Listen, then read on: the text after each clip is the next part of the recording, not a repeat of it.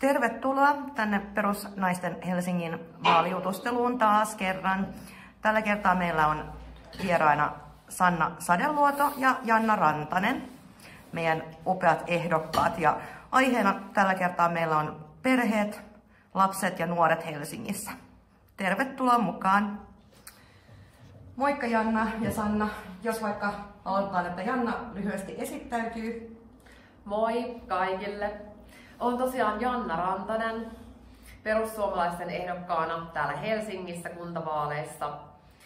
Ja olen ministeri Ville Tavion erityisavustajana työskentelen tällä hetkellä ja koulutukseltani olen juristi, varatuomari. Olen aikaisemmin työskennellyt muun muassa syyttäjänä, asianajajana ja sitten myös työmarkkinalakimiehenä. Ja mulla on kotona 3,5-vuotias ihana poika ja mies ja sellaista ruuhkavuosiarkea elelen tätä nykyään. Onko mieskin ihana, kun poika oli ihana? Joo, siis molemmat totta kai ovat yhtä ihania. Ja on kiva, että on sellainen mies, joka mahdollistaa mulle tosi paljon niin kuin oman tekemisen, että muun muassa hallitustyöskentelyä teen sitten vapaa-ajalla, niin se on kiva, että saan tukea mieheltä. Olipa kauniisti sanottu. Kiitos. Ja Sanna? Joo, hei vaan kaikille. Mä oon Sanna Sadeluoto ja myös kuntavaaliehdokkaana perussuomalaisista täällä Helsingissä. Ja mä olen taas 2 teinin lapsi. Toinen kirjoittaa nyt ja toinen on lukion ykkösellä. Ja itsestäni sen verran, että olen enimmäkseen viime vuodet toiminut asuntokaupan parissa ja kouluttanut välittäjiä. Ja sitä ennen lähinnä perintö- ja testamenttioikeuden piirissä, koska toimin myös omaishoitajana toiselle lapselleni ja olen toiminut vanhemmille, niin on sitten vetänyt vähän työkuvioita alas, ainakin tilapäisesti. Kiitos.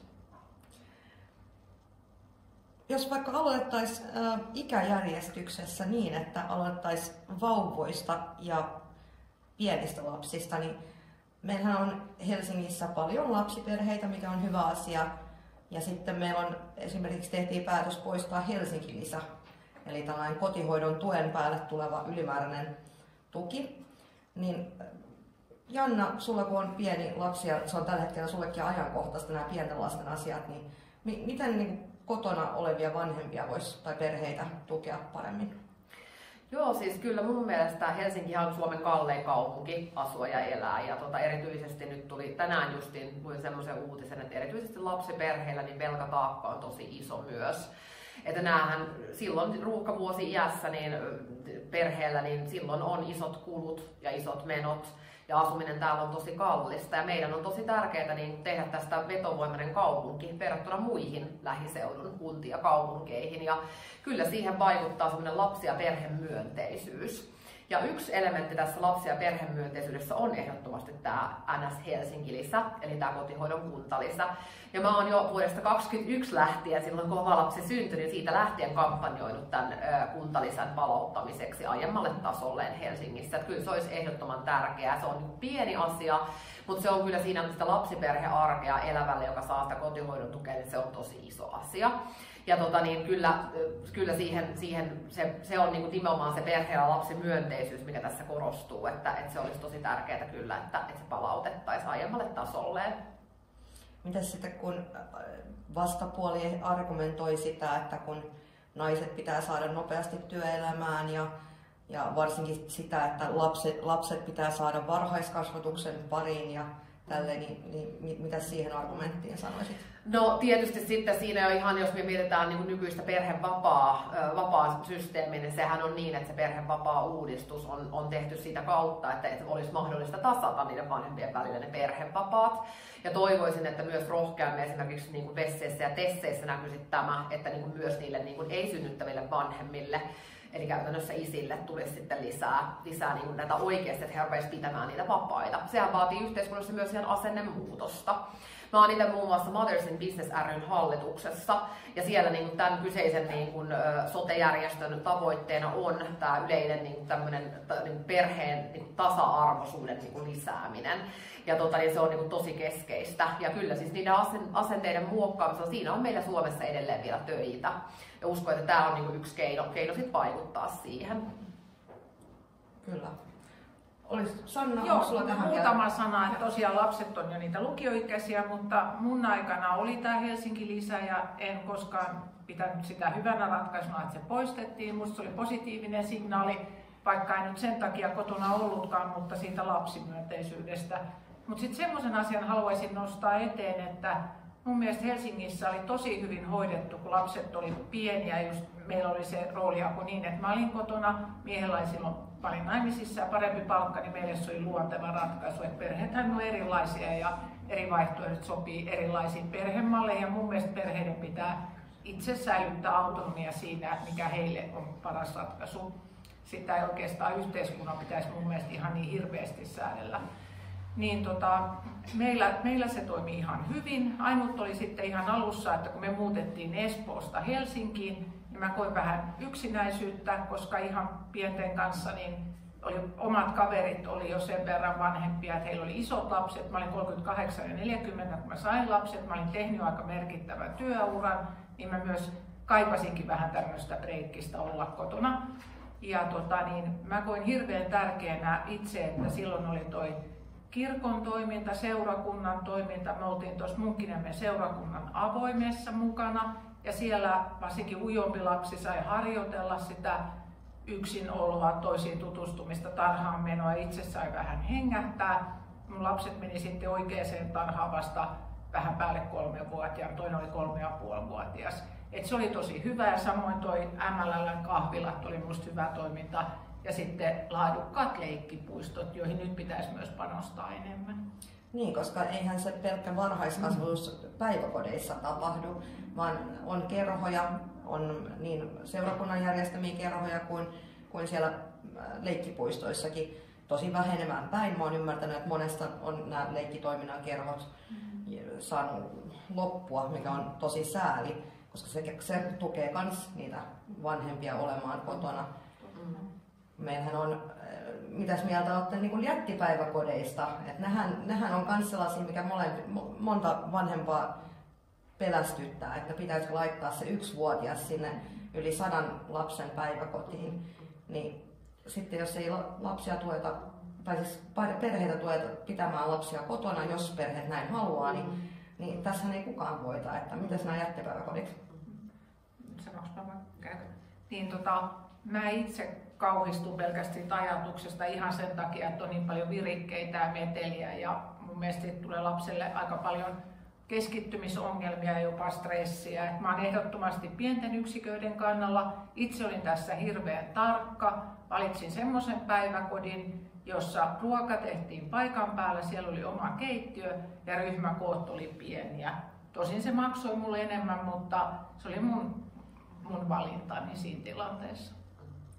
Joo, no me ollaan nyt oltu tosi onnekkaita, että me ollaan päästy sellaiseen päiväkotiin. Se ei ole todellakaan itsestään selvää valitettavasti tällä hetkellä Helsingissä. Että ei ole olemassa esimerkiksi tästä lähipäiväkotimallia, niin lähikoulumallia. Mä itse niin promoan tätä, että se olisi tosi tärkeää saada. Mutta että valittiin tosiaan sellainen päiväkoti, tai päästiin sellaiseen päiväkotiin, missä on juuri pienet ryhmät ja niin pysyvä henkilöstö. Se on ollut meille niin kuin ihan tosi kullan arvoista ja se on mahdollistanut tietysti meille sitä arkea ja työssäkäyntiä. Et se on ollut kyllä tosi tärkeää. Et kyllä nimenomaan en kyllä itse, niin kun, totta kai varmaan niissä niin kun pystytään niin kun esimerkiksi tietyllä huoneenjaoilla ja muilla sitten tekemään ratkaisuja, joilla niin kun ne voi olla tietyllä tavalla niin kun ok, mutta että kyllä mekin niin kun haluttiin kuitenkin. Et uskoisin, että suurimmalle osalle lapsista kuitenkin semmoinen, varsinkin kun tilastollisesti lapset nykyään aloittaa päiväkodin hyvin varhain, niin kuin alle 1-vuotiaanakin jopa, niin silloin on varmasti parempi, että se olisi vähän tiiviimpi ja niin pienempi se päiväkoti, vähän kodinovaisempi.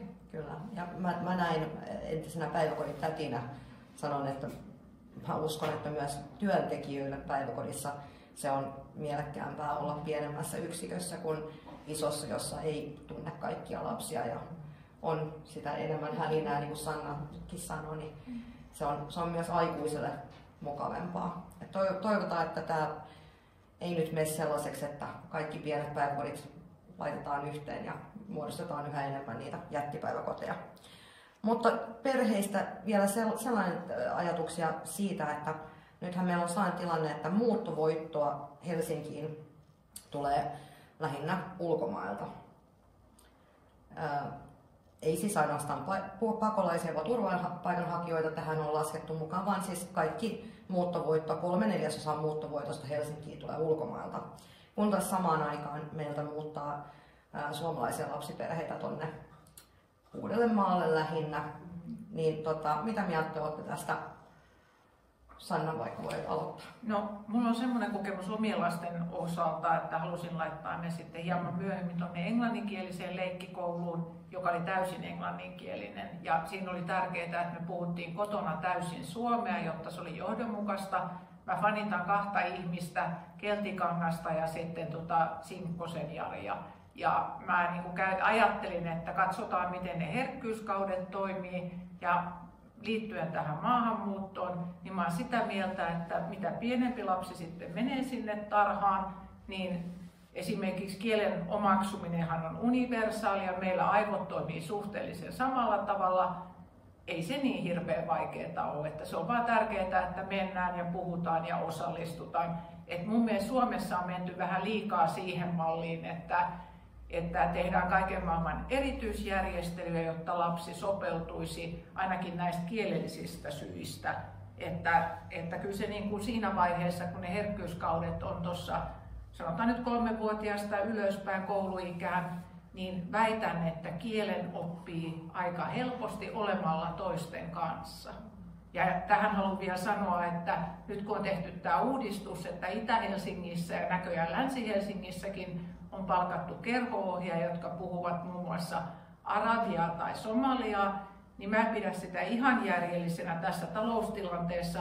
Se on hyvä asia, että ihmiset saavat infoa, mutta jos ajatellaan, että lapsi on vaikka siellä leikkipuistossa tai tarhassa, niin kyllä se tutustuminen tapahtuu lasten välillä suoraan parhaiten. Kyllä. Joo, mutta oli hyvä pointti. Lähinnä mä mietin, että mitä riskejä siinä on, että meillä on 3/4 muuttovoitosta ulkomaalta ja samaan aikaan ne suomalaiset perheet, usein keskituloiset veronmaksajaperheet muuttaa pois. Joo, ja tämä on niin kuin mulle itselle niin kuin ihan keskeisimpiä vaaliteemoja, josta niin kuin olen yrittänyt saada mielipidekirjoitustakin jopa Hesariin, mikä ei valitettavasti mennyt läpi. Mutta tämä on niin kuin mulle ihan keskeinen, ja mä oon paljon tästä niin kuin lapsiperheiden veto- ja pitovoimasta kirjoittanut mun blogisivulla muun muassa jannarantanen.fi, kannattaa sieltä katsoa niitä kirjoituksia. Ja perehdyin jopa semmoiseen kyselytutkimukseen, jonka Helsingin kaupunki teetti koronavuosien jälkeen, kun silloin 30-39-vuotiaat helsinkiläiset muutti pois. Lähinnä justiin, niin kuin Marika tässä äsken hyvin kuvasit, niin lähikuntiin ja muualle päin sitten kauemmaksi jopa vielä. Ja siihen keskeisimmät syyt tälle ryhmälle poismuutolle oli selvästi koettu turvallisuuden tunne, joka oli Helsingissä heikompi siellä heidän lähtöalueellaan kuin sitten siellä heidän niin kuin nykyisellä asuinalueellaan. Ja sitten myös nämä niin kuin lapsiperheiden palveluiden laatu. Ja nämä niin kuin parani huomattavasti, kun he lähti pois. Ja on siis tässä niin tehtävissä se päätelmä, että nämähän on nyt ne asiat, mihin Helsingin kaupunki tulee ehdottomasti niin parantaa ja panostaa, jotta sitten saadaan niin näitä niin keskituloisia lapsiperheitä pysymään ja hyviä veronmaksajia pysymään täällä Helsingissä.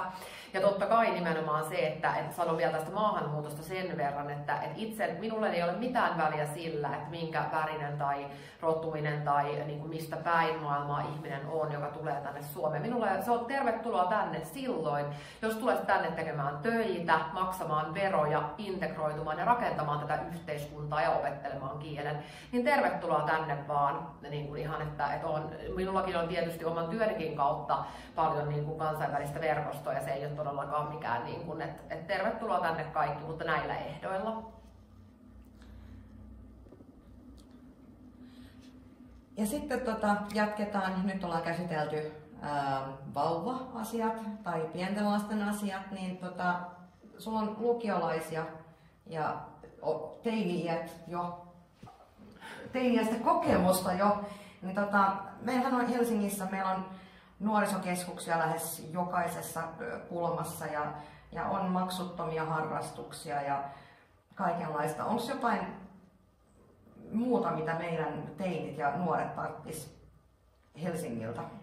No, tämä on kyllä laaja kysymys, mutta sanon sen verran vielä tuosta kouluhommasta, että itse jatkettiin sitten niin, että kuuluttiin koulusoppailijoihin lapset haki kouluun, jossa oli hakukriteerinä suomen kieli, koska jossain kohti ala-asteella meno alkoi olemaan sen verran levotonta, ja kun opettajilla ei ollut keinoja puuttua, niin me väistettiin. Ja nythän tässä uudessa lainsäädännössä, mitä perussuomalaiset ajaa aika voimakkaasti, on tosi hyvä idea tämä koulurauha-idea ja idea siitä kännykkäkielto, mutta myöskin se, että opettajat tarvitsevat ihan oikeasti erilaisia ratkaisumalleja. Tällä hetkellä opettaja on aika altavasta, jos näihin tilanteisiin puututaan.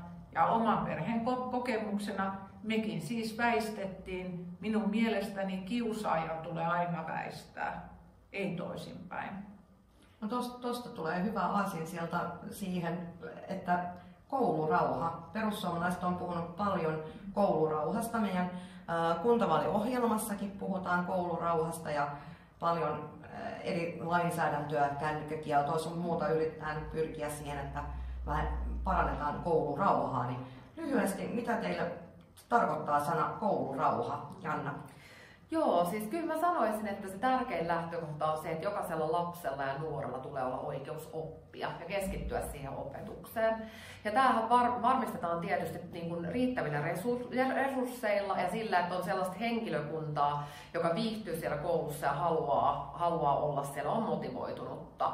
Että nämä on ne keinot, millä sitten varmistetaan. Ja toki myös mä oon itse ajanut sitä ja kirjoittanutkin tästä, että voisi olla esimerkiksi hyvä idea miettiä jotain kiintiöitä, että jos on esimerkiksi ryhmä, missä on tosi paljon vieraskielisiä oppilaita, niin sehän tietysti huonontaa sitä mahdollisuutta sitä keskittyä siihen aineen opiskeluun, jolloin sitten jos olisi tämmöiset kiintiöt, niin pystyttäisiin vähän niin kuin jakamaan sitä sitten, että olisi enemmän niin kuin mahdollisuutta keskittyä siihen opetukseen, että se voisi olla yksi keino. Ja on ehdottoman hyvät, niin kuin hallitus on tehnyt todella hyvää työtä siinä, että just että on päästy ajamaan esimerkiksi sitä kännykkäkieltoa, että se on niin kuin todella terveellinen ja hyvä asia. Että kuitenkin koulu on myös se niin kuin paikka, missä opetetaan myös sitä vuorovaikutusta.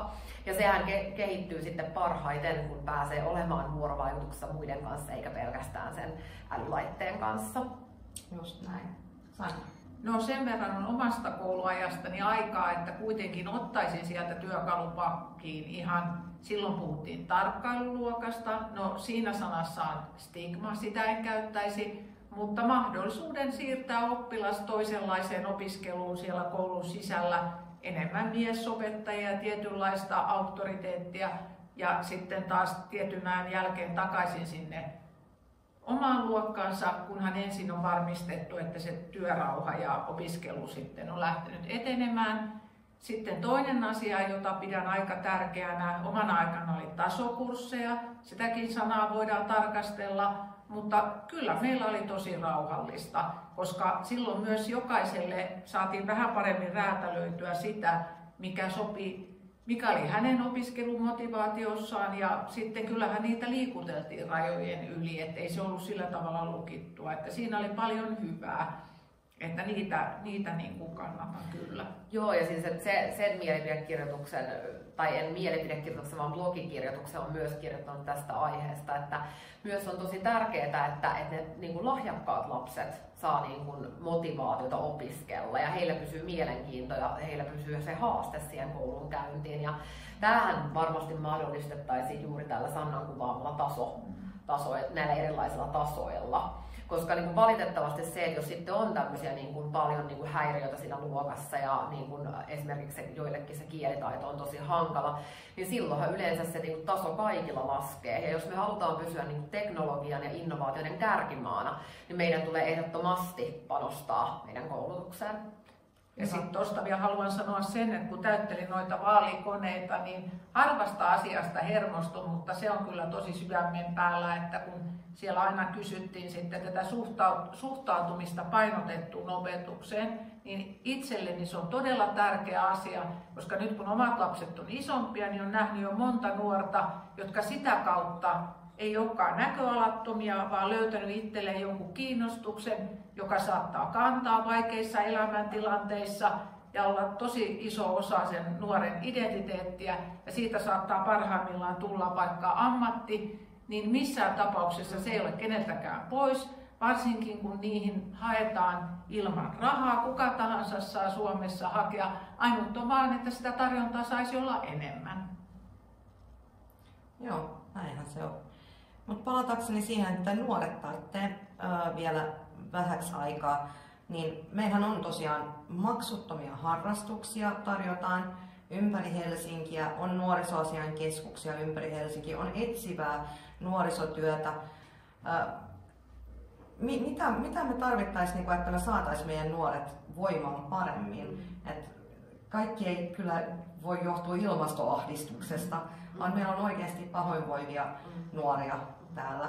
Et johtuuko se siitä, että ollaan kiinni siinä kännykässä aamusta iltaan ja siellä sitä kiusaamista on helpompi saada niskaansa ja onko se nuorisojengit, jotka pelottaa? Mitä?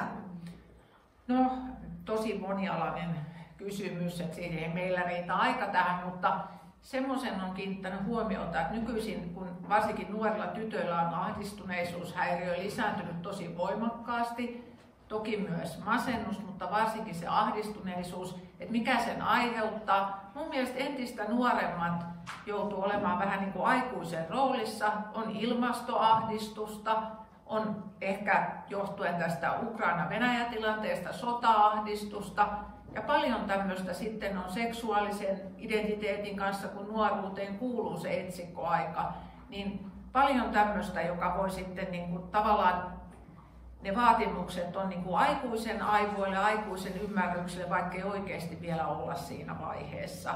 Ja se varmaan tekee. Me ollaan oltu vähän tämmöinen harrastushullu perhe. Mä aina ajattelin niin, että mieluummin satsaa lasten harrastuksiin, joita on ollut sitten kulttuurisoittoja, urheiluharrastuksesta, ties mihin, ehkä vähän liikaakin. Mutta mä oon ajatellut näin, että sitten ei ehkä tule huumeet kuvioihin eikä luuhata kartsalla, koska johonkinhan se aika menee, että se on ollut positiivista. Mutta koska nyt on tiukka taloustilanne, niin mun mielestä koulujen kerhotoiminta ja tämän tyyppinen, mikä ei ole sillä tavalla perheen talousresursseista kiinni, on tosi tärkeää. Semmoiset jutut, joista nuoret niin tykkäisivät. Vähemmän ruutuaikaa on ihan hyvä asia, ihan että pääsee illalla nukkumaan ja jaksaa sen seuraavan päivänsä. Ja sitten näistä nuorista on huomannut, että monella jos harrastus hiipuu, niin vähän uudempi, vaikka frisbee-golf on semmoinen, jossa on monta tuntia ulkona ja liikkuu porukassa. Ja sä kuitenkin tiedät, että ne ei ole tuolla keskustassa tekemässä ties mitä. Että ihan tämän tyyppisiä. Joo, siis tuossa oli jo, Marika luetteletkin tosi paljon niin kuin kaikenlaista mitä on ja siis että varmaan just niin kuin Sanna sanoi, että ei tähän ole mitään, meillä ei ole mitään viisasten kiveä tai että mitä me voitaisiin tähän niin kuin, että paljon on hyviä keinoja ja kyllä niin kuin Helsingillä tulee olla varaa edelleen niin kuin ylläpitää näitä lueteltuja palveluja, että sitten se on kysymys siitä sitten, että miten muuten ne varat allokoidaan. Että kyllä näihin nuorten palveluihin on tosi tärkeää panostaa. Ja nostaisin erityisesti just kun tässä tuli tämä, että Hyte-barometri kanssa tiesi kertoa, että viimeisen 10 vuoden ajalla on tämä erityisesti tyttöjen pahoinvointi juuri lisääntynyt. Ja tämä ahdistuneisuus, että kyllä niin kun, näkisin varmasti, että kyllä tällä niin kun someajalla on varmaan osittain myös tähän niin kun vaikutusta, että ne paineet ei tule enää pelkästään niin kuin siitä ympärillä olevasta yhteiskunnasta, vaan ne tulee kyllä myös niin kuin verkosta ja niin kuin ikään kuin globaalimmin. Että kyllä se varmaan siihen niin kuin osasyy on, että just mitä Sannakin sanoi, niin varmaan sitten semmoinen niin kuin yhteisöllisyyden löytäminen, ikään kuin perusasioiden äärelle palaaminen tässä, niin se esimerkiksi just vaikka harrastusporukan kautta, niin se on varmaan yksi väylä sitten, että löytäisi niitä, niin kuin, että löytäisi sen yhden niin kuin hyvän ystävän. Niin ne on varmaan, että mulla ainakin niin kuin omassa nuoruudessani on jäänyt mieleen se, että, niin kuin, että se yksi hyvä ystävä, niin se on niin kuin kantanut tosi pitkälle. Mutta todella toivon, että Helsinki niin kuin panostaa edelleen näihin ja esimerkiksi tämä Mieppi, tämmöinen niin kuin matalan kynnyksen nämä tämmöiset mielenterveystalot, mihinkä sitten nuori voi yli 13-vuotias voi mennä puhumaan matalalla kynnyksellä, niin ne on tosi tärkeitä palveluja ja näihin tulisi kyllä edelleen panostaa. Ja just tosiaan tähän mielenterveyteen kokonaisuutena, että nuorillehan on aika hyvä se sekaisin chat, jonne on tosi nuorelle helppo mennä matalalla kynnyksellä.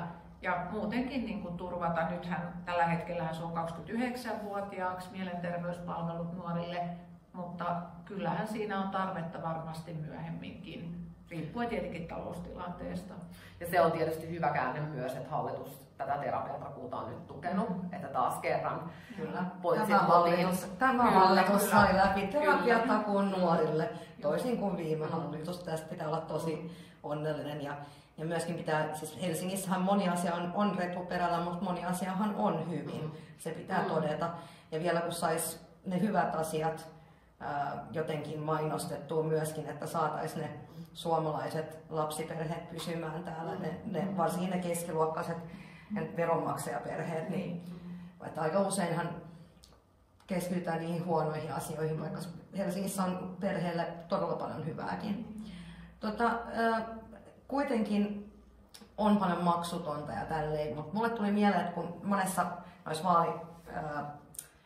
näissä koneissa on kysytty, että miten maksuton ehkäisy alle 25-vuotiaille on yleensä se mun mielestä ollut raja, että on kysytty vaalikoneissa, niin mitä te olette vastannut, että pitäisikö alle 25-vuotiaille olla ilmaiset ehkäisyvälineet? Kyllä vai ei? No mun mielestä ilman muuta kyllä, koska se on kuitenkin se tyttö, nainen, joka voi tulla raskaaksi ihan edelleen, niin mulle se on ehdoton kyllä, että voi päättää omasta kehostaan ja elämässä voi kaikenlaista sattua, että jokainen voi sitten itse päättää, onko se oikea aika saada lapsi vai ei, niin kyllä. Mä sanoisin, että varauksella kyllä siinä mielessä, että toki tietysti voidaan miettiä, että onko tämä sitten täysin sitä ydinasiaa, mitä niin kuin kaupungin tulee varsinkin siihen 25 vuoteen saakka niin kustantaa. Että voisin miettiä esimerkiksi vaikka johonkin 20 ikävuoteen saakka, vaikka että jos silloin olisi joku niin kieroka-asennus TMS, että sitten se jatkoisi vielä pitkälle siitä. Että se voisi esimerkiksi olla, mutta että toki tietysti tässäkin täytyy muistaa, että minulla on niin oma vaaliteesi ollut koko ajan se, että on tosi tärkeää mieluummin käyttää siihen ennaltaehkäisyyn, kuin sitten, niin kuin, että jos vaikka tulisi ei-toivottu raskaus, että sehän olisi niin kuin paljon vaikeampi ja se on myös psyykkeelle yleensä paljon haastavampi. Että kyllä sanoisin, että mieluummin sitten kuitenkin käytettäisiin se raha sitten siihen ehkäisyyn. Mutta just, että ehkä sitä ikää voi sitten pohtia, että mikä se olisi. Niin, mä oon henkilökohtaisesti sitä mieltä, että 25 on ihan liian, mun mielestä 25-vuotias on jo tarpeeksi aikuinen ihminen tietämään sen, että mä sanoisin jopa 20-vuotias on jo niin vanha, että hän pystyy kyllä, että jos hän haluaa harrastaa seksiä, niin hän voi tehdä töitä sen verran, että hän on varaa ostaa kondomeja. Ja mä en ole sitä mieltä, että ilmaiseksi taas pitäisi välttämättä hormonaalista ehkäisykeinoja kovin nuorille tarjota. Et se on taas kaksipiippunen juttu ja mielenkiintoinen keskustelu, mistä voitaisiin ottaa kokonainen uusi tällainen jutustelutuokio. Mutta tähän samaan kysyttiin myöskin näistä ilmaisista kuukautisvälineistä 25-vuotiaaksi asti. Taas se jotenkin 25 on saanut maaginen raja. Mä sanon vielä tuohon aikaisempaan lisään, haluan sen tarkennuksen tehdä, että se mun ikärajan perustelu pyörii aika lailla tuossa haarukassa sen takia, että moni on vielä opiskelija ja tosiaan aika moni käyttää vaikka kondomia ja se saattaa kyllä aika helpostikin pettää, että jos sen tarvii jotain varmistelua tai näin. Mutta niin sitten taas näihin kuukautissuojiin mulla on aika erilainen asenne. Vaikka kuukautiset nyt sitten naiselle tuleekin, niin just tässä taloustilanteessa niin ottaisin mieluummin tämän ehkäisypuolen ja sitten maksaisin itse kuukautissuojani, kuten olen itsekin maksanut, kuten oma tyttäreni maksaa. En koe sitä edes tasa-arvokysymyksenä, ihan vaan priorisointikysymyksenä, että mihin sitä rahaa laitetaan. Toki jos meillä yhtäkkiäkin ihan valtavan hyvä taloudellinen tilanne Suomessa, niin mikä ettei, mutta tällä hetkellä minusta ei ole niin. Mun mielestä mua vähän harmittaa, että vihervasemmisto on esimerkiksi ominut ylipäänsä tämän tasa-arvokäsitteen jotenkin itselle, mikä on mun mielestä väärin. Mä esimerkiksi olen täysin tasa-arvonainen, vaikka olen persu. Ja vähän sama, niin tästä tulee mieleen aasinsiltana tähän kuukautisasiaan, että myös tämmöinen kuukautisköyhyys on siellä niin vihervasemmistopiireissä viljelty termi. Ja kyllä mä aidosti uskon, että jos on niin kuin esimerkiksi perhe, jossa niin kuin eletään niin kuin köyhyysrajan alapuolella, niin varmasti myös nämä kuukautistuotteet on yksi asia, mitkä lisää sitten niin kuin rikkana rokkaan sitten kustannuksia. Ja voisin nähdä, että joku semmoinen systeemi, että jos esimerkiksi olisi perhe, jossa ollaan tällä köyhyysrajalla sen alapuolella, niin voisi esimerkiksi tässä tapauksessa sitten niin kuin 18-vuotiaille ja alle, niin valtio kustantaa, tai anteeksi, kaupunki kustantaa, nyt puhutaan kuntavaaleista, niin että kaupunki voisi siinä tapauksessa kustantaa nämä niitä kuukautisvälineet. Että semmoisen ratkaisun näkisin, ja tällä perusteella on muistaakseni tähän vaalikoneeseen myös vastannut. Kyllä, ja siis toiminta... Saanko sanoa vielä? Joo, ihan jos mä vastaan vaan tähän, että meillähän on se hyvä tilanne, että köyhistä köyhimmät hän saa toimeentulotukea, ja siihen lasketaan myös sitten hygieniatuotteet, jotka on. Niin. Ja mehän saanko kertoa, että me ollaan Jannan kanssa kestovaippa-ryhmissä, eli kannatetaan myös ekologisia ratkaisuja, joten se pitää miettiä myöskin, että jos on kovin huono taloudellinen tilanne, niin ekologinenkin ratkaisu on käyttää kestositeitä tai kuukuppia, Aivan, jotka taas sitten kertaostoksen jälkeen niin ne on ilmaisia käyttäjille ja säästää luontoa. Tämä on pieni ekologinen mainostus. Tosi hyvä. Mutta lopuksi Sanna. Niin, olin just sanomassa, että tämä toimeentulotuen kautta se on mahdollista, se oli mun asia. No niin, hyvä. Ajateltiin samalla linjoilla. Mutta hei, nyt valitettavasti, vaikka aiheesta olisi keskusteltava vaikka kuinka, niin aika loppuu ja toivotamme kaikille hyvää iltaa, illan jatkoa tai hyvää aamua, jos katsot tätä sitten tallenteena aamulla. Tämä tosiaan menee sitten tallenteena meidän YouTube-kanavalle, josta löytyy myös edellinen keskustelu, joka liittyy toimintarajoitteisiin ja omaishoitoon Helsingissä, kattokaa sekin. Ja ei muuta kuin tässä on Sanna ja Janna ja he on ehdokkaana Helsingissä ja mä olin Marika Sorja, mäkin olen ehdokkaana Helsingissä ja Perusnaiset Helsingin puheenjohtaja. Liittykää myös meihin, jos vähänkään kiinnostaa meidän toiminta. Meillä on mahtavia naisia mukana. Mukaan. Yes. No niin, moikka! Moikka! Kiitos!